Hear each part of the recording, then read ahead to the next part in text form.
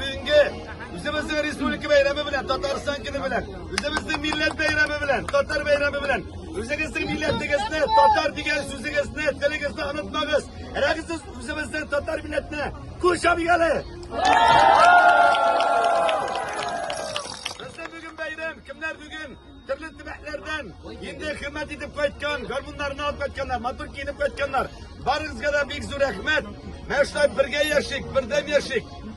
Yigitlarimiz eson sog' yenglar yog'lab ikkinchi yilga shu bayramni o'zimizning Isudan qaytgan Tatar yigitlari bilan, soldat yigitlari, geroylarimiz bilan birga o'tkazgan nasib bo'lsin. Rabbim birolar amin.